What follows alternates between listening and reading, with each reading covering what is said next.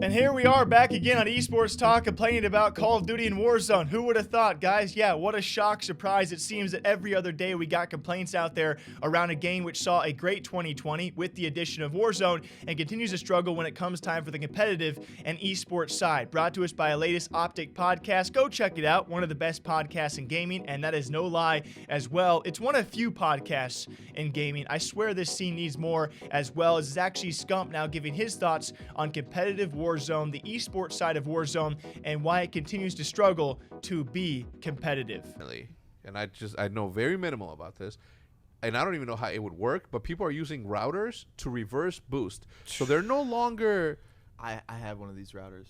Okay, go on. Yeah. Keyboarder. So it's just literally it's a router. You log in like a normal router, and there's a map, and it has like a circle going around from like where you're at, and you can change the radius, so you can play people in the EU, just in the US, just in your state, just in like the Midwest, so whatever you want. So you're basically skipping over skill base. I don't do that. How do you reverse boost that? How do you like get a different skill base? Well, I don't know. I've played a decent amount of Warzone tourneys in my time, and you can really tell, because like obviously there's players that are very good at Warzone and just at games in general, and you will just get bot lobbies against them consistently. I'm not going to say any names. We don't like to be called bots. I'm not going to say any names, but there's players that like you'd play in a Warzone tournament and you'd be like, okay, this is probably going to be sweaty as hell.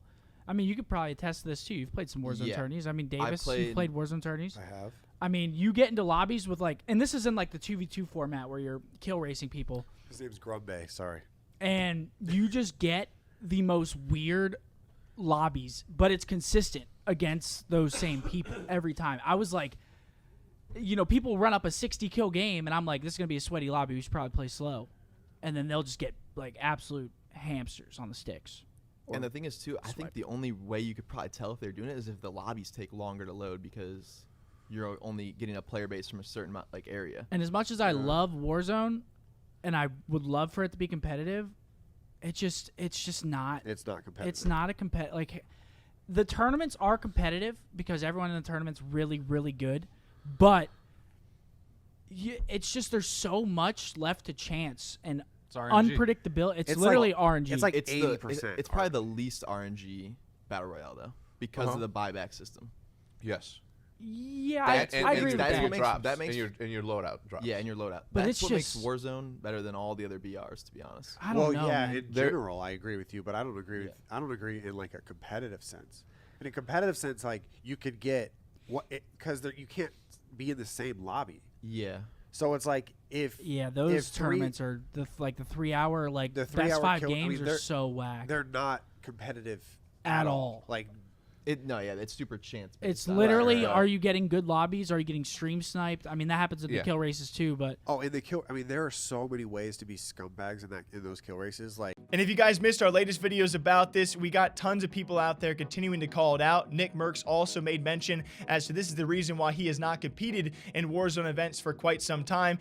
Streamers like Joe Woe and many others accusing content creators of exploiting these routers for kill records and maybe doing so for competition kill records as well. And it really is a struggle to realize how this battle royale can be a competitive esport when, like he said and makes mention to, exploiting routers, stream sniping, reverse boosting. I mean, there are so many which ways that people can actually abuse and gain unfair advantages. It's just like we saw in Fortnite, right? It's very tough to monitor. And can Warzone ever have a competitive esports side? The events are still very fun to watch, don't get me wrong, but certainly if pro players don't ever want to do them for fun and don't see them as competitive, it does take away from that. As to what Hitch does state, he doesn't see them as competitive either, or even as esports, as they might struggle to get there as well. We will see what the future of Warzone is and Call of Duty heading into the year of 2021 could obviously be just as big for it, and we'll see what they do to combat all these ways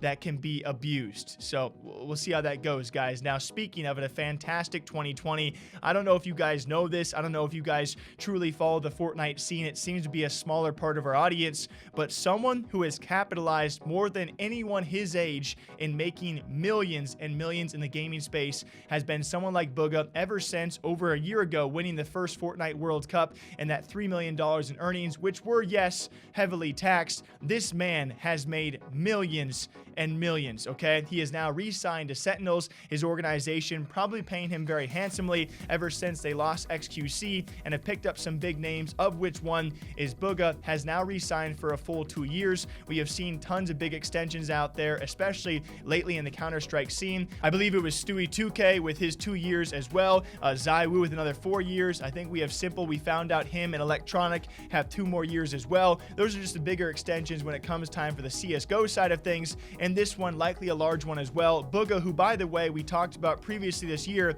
has already made multi millions. I believe Vayner Gaming, his agency, had bragged about $8+ million in deals, and that was before he has had ad after partnership and deal. A Twitch deal this past year, I believe some AIM Labs deals as well. I mean, the kid has been absolutely killing it and benefiting from his World Cup win more than anyone his age probably ever in gaming. There, I'll say it, guys. Bugha has now re-signed with Sentinels, and we'll see what the next 2 years looks like for a kid who has made more than I will in my entire life. Take a sip for me, guys. Drink some water, drink some ca. I'll see you guys back here in the next one.